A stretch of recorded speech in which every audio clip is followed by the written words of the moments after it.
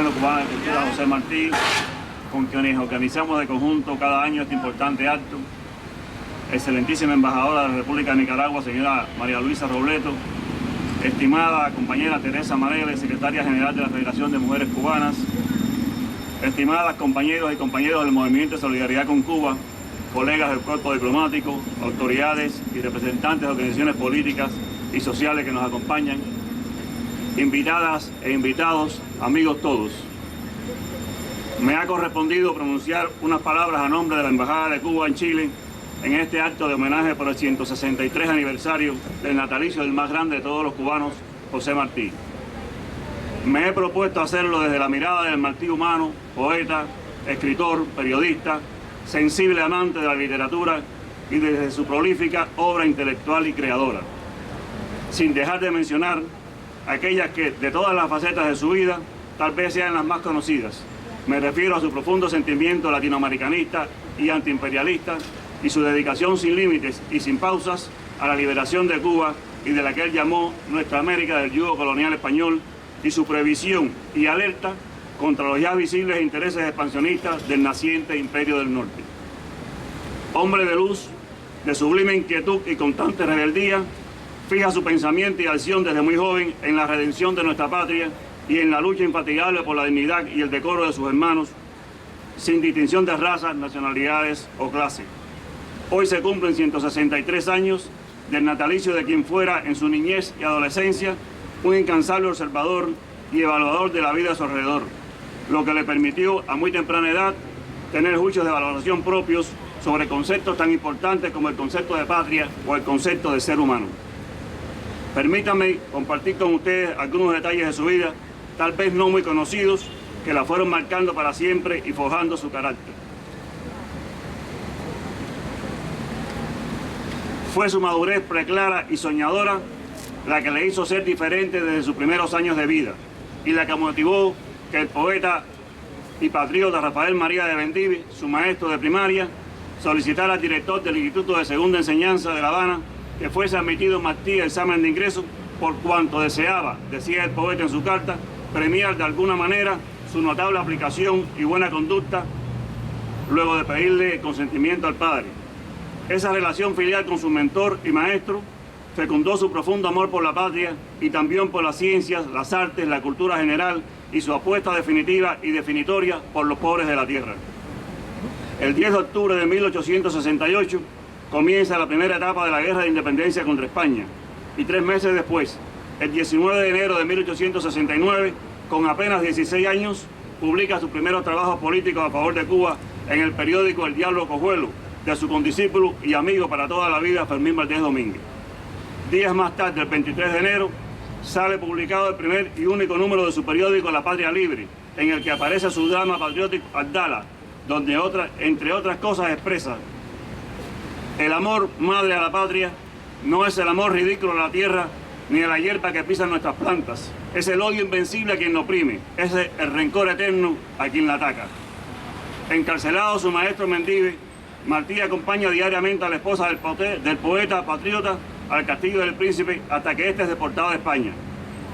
Un suceso que demuestra el carácter del joven Martí fue el que motivó su primera detención y condena de cárcel, cuando contaba con solo 16 años.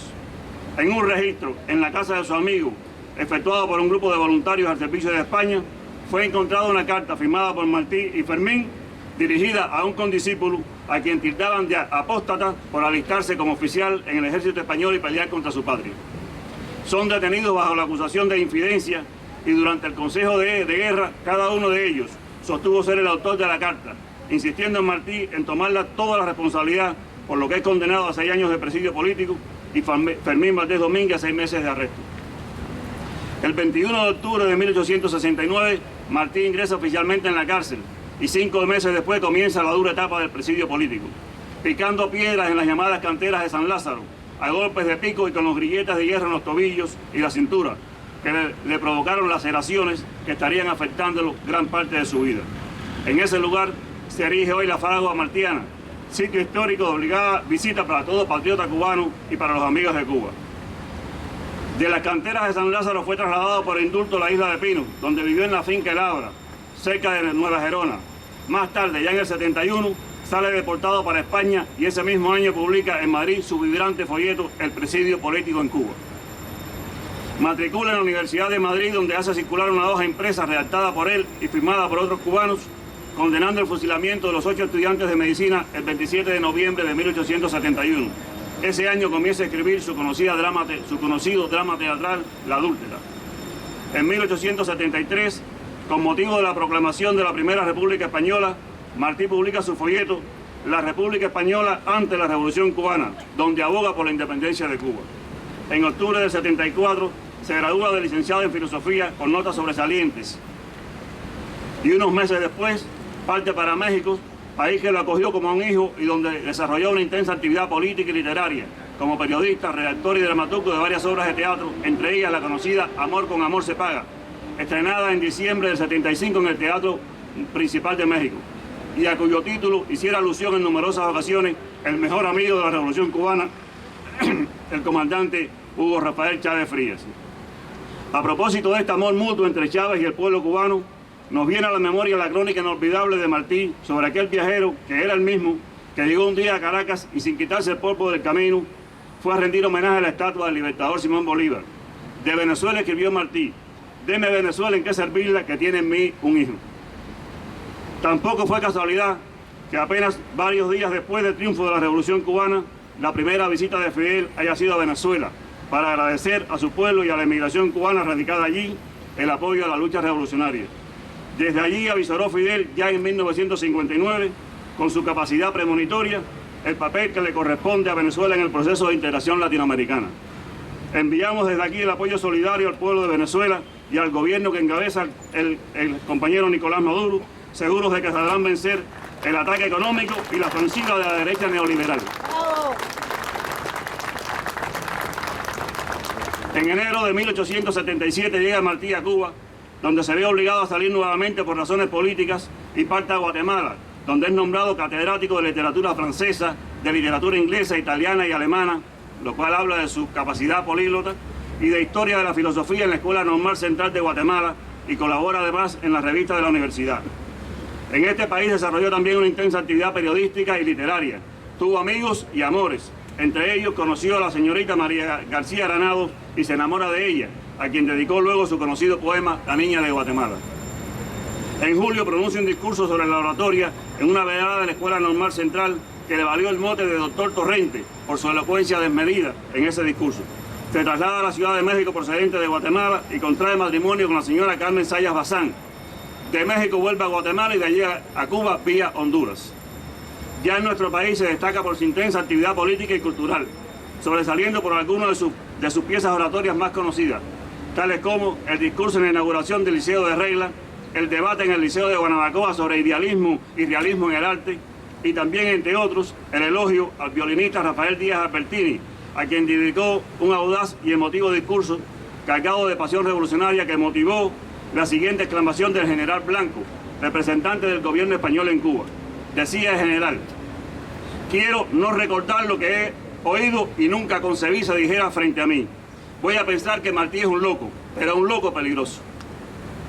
Unos meses más tarde es detenido por conspirar junto con otros patriotas a favor de la libertad de Cuba. Al exigirse una declaración favorable a España, exclamó: Martí no es de la raza vendible. Por esta razón fue nuevamente deportado para España, de donde se traslada a Francia y luego a Nueva York, ciudad donde es elegido presidente interino del Comité Revolucionario Cubano y publica en varias revistas y diarios artículos políticos y literarios sobre la vida de Estados Unidos de aquel entonces, su creciente interés de dominación sobre los recursos de América Latina y sus apetitos geopolíticos respecto a nuestra región. En 1881 publica en Venezuela el primer número de la revista venezolana y colabora bajo seudónimo con el diario La Opinión Nacional. En el 82 publica en Nueva York su libro de versos Ismaelillo, dedicado a su hijo, y escribe la mayoría de sus versos sencillos. Fue redactor y director de la revista La América de Nueva York y publica traducciones al inglés de varias obras importantes de la literatura universal. En septiembre de ese año publica su primera publicación con el periódico La Nación de Buenos Aires. 2 años después es nombrado corresponsal en Nueva York de la Sociedad de Amigos del Saber de Caracas y se hace cargo interinamente del Consulado de Uruguay en Nueva York, renunciando más tarde a este cargo de cónsul interino de Uruguay para dedicarse a sus actividades revolucionarias. Entre 1885 y 87 trabaja intensamente como corresponsal de los diarios de La Nación de Buenos Aires, el Partido Liberal de México, la República de Honduras, la Opinión Pública de Montevideo y El Economista Americano de Nueva York. Al mismo tiempo, continúa publicando traducciones de obras importantes de la literatura. Es nombrado nuevamente cónsul de Uruguay en Nueva York. En el 88 es nombrado socio corresponsal de la Academia de Ciencias y Bellas Artes de El Salvador y designado como representante de los Estados Unidos, representante en los Estados Unidos y Canadá, de la Asociación de Prensa de Buenos Aires. Más tarde, en 1890, fue nombrado cónsul de Argentina y también cónsul de Paraguay en Nueva York, así como representante del Uruguay a la Comisión Monetaria Internacional Americana en Washington. Todo ello sin dejar de lado ni por un segundo su actividad revolucionaria organizativa a favor de la independencia de Cuba.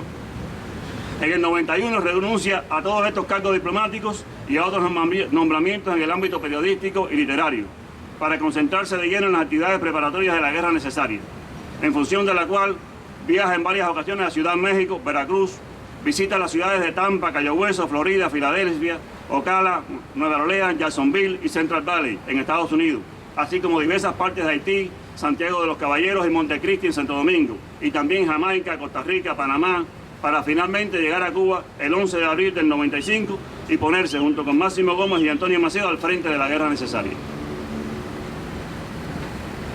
Martí fue inspiración y guía en el año de su centenario para la generación gloriosa que asumió la convicción desmartiana expresada en el himno nacional de que morir por la patria es vivir. La historia de nuestro país está asignada por la presencia permanente de la vida y la obra de José Martí, que lo hicieron merecedor de reconocimiento como héroe nacional de la República de Cuba. Sin embargo, muchos se preguntan por desconocimiento del hombre y de su vida, o porque cierta prensa y literatura histórica han querido escamotearlo a nuestros pueblos, de dónde surgió y por qué ese pensamiento tan profundamente latinoamericanista de José Martí. Creo que los datos compartidos esta mañana nos ayudan a entender por qué esa vocación integracionista y latinoamericana de Martí, surgida del conocimiento profundo de América Latina, por haberla recorrido varias veces y trabajado personalmente para diversos gobiernos y actores sociales de varios de nuestros países. Estamos en tiempo en que, como el propio Martí dijera, es hora de andar apretados como la plata en las raíces de los Andes. Trabajar por la unidad y la integración latinoamericana sigue siendo el reto mayor.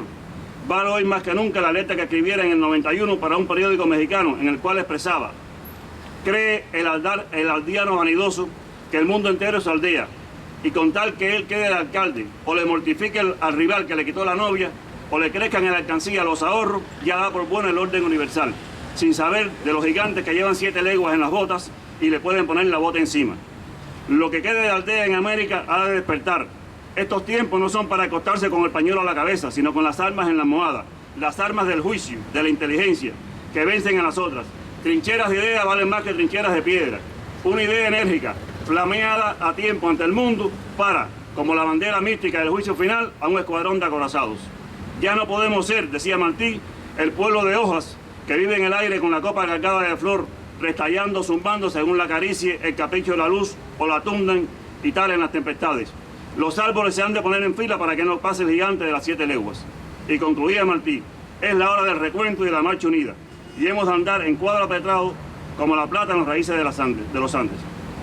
Eso es lo que estamos tratando de hacer los pueblos de América Latina y el Caribe, construyendo espacios como el ALBA, CELAC y otros para que no pase el gigante de las 7 leguas. La revolución cubana es profundamente martiana y fidelista. Fidel, el más consecuente discípulo de Martí, lo definió en la historia masoperá como el autor intelectual del movimiento revolucionario que condujo aquella acción, a quienes llamó la generación del centenario. En nombre de José Martí fueron los jóvenes del asalto al cuartel Moncada. Los libros que leyeron en la cárcel los sobrevivientes de aquella acción fueron principalmente obras martianas. Muchas de las ideas, logros y conquistas de la revolución cubana están inspiradas en la obra de Martí.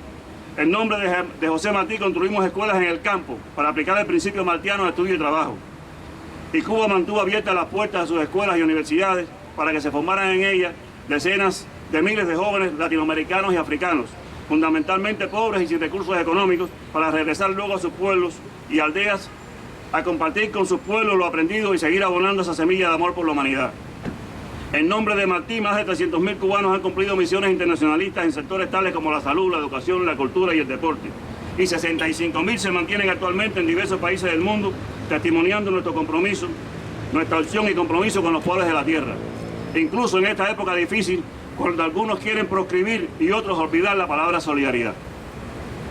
En el 163 aniversario de su natalicio, más de un siglo después de la caída en combate de José Martí y luego de 56 años de la Revolución Victoriosa que transformó radicalmente la vida de nuestro país, los cubanos estamos obligados a actuar con firmeza e inteligencia para enfrentar los retos y desafíos que enfrenta la sociedad actual, enfrascada en la actualización de nuestro modelo económico, para hacerlo más justo e inclusivo y para preservar las conquistas de la revolución, tarea en la que poco a poco comiencen a verse los resultados. Igualmente, Cuba está sinceramente comprometida en lograr un cambio profundo en las relaciones con Estados Unidos, a partir de los anuncios realizados el 17 de diciembre de 2014 por nuestro presidente Raúl Castro y el presidente Obama, y de la devolución a la patria de nuestros 5 héroes, causa a la cual se sumaron muchas personas de buena voluntad en todo el mundo, con independencia de su signo político, raza o creencias religiosas, y que los cubanos no nos cansaremos de agradecer a personas como ustedes, exponentes de la solidaridad y firmes defensores de la amistad con nuestro pueblo contra vientos y mareas.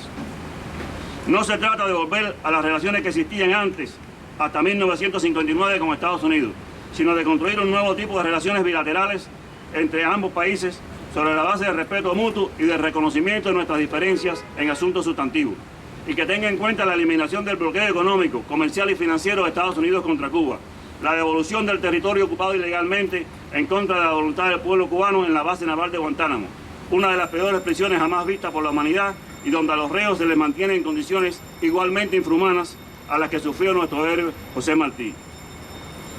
Debe cesar la aplicación de la ley de ajuste cubano y realizar a nuestro país las compensaciones correspondientes por los daños y sufrimientos causados por tantos años de bloqueo y agresiones terroristas. Hemos aprendido a prepararnos y a actuar sin miedo, pero con cautela a la hora de materializar en la mesa de negociaciones una victoria tan merecida para nuestro pueblo.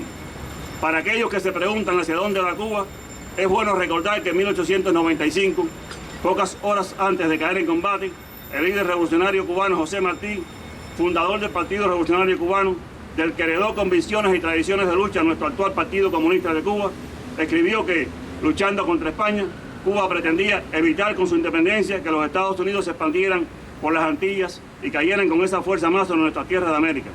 Todo lo que he hecho hasta ahora y haré ha sido para eso, enfatizaba.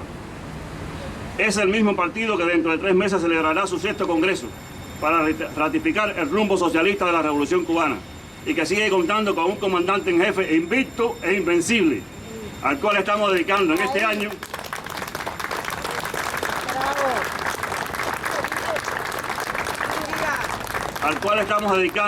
este año todos nuestros pensamientos y esfuerzos con motivo de la celebración de su 90 cumpleaños. Los cubanos seguimos ese mismo rumbo, convencidos de que, como dijo el cantor, será mejor hundirnos en el mar que antes traicionar la gloria que se ha vivido. Gloria eterna a José Martí. Gloria. Gloria eterna a los héroes y mártires de la lucha por la independencia de Latinoamérica. Gloria. Que viva la solidaridad entre los pueblos de Cuba y Chile. Que viva. Que viva Raúl. Que viva. Que viva Fidel. Que viva. Que viva Fidel. Que viva. Que viva Fidel. Que viva. Muchas gracias.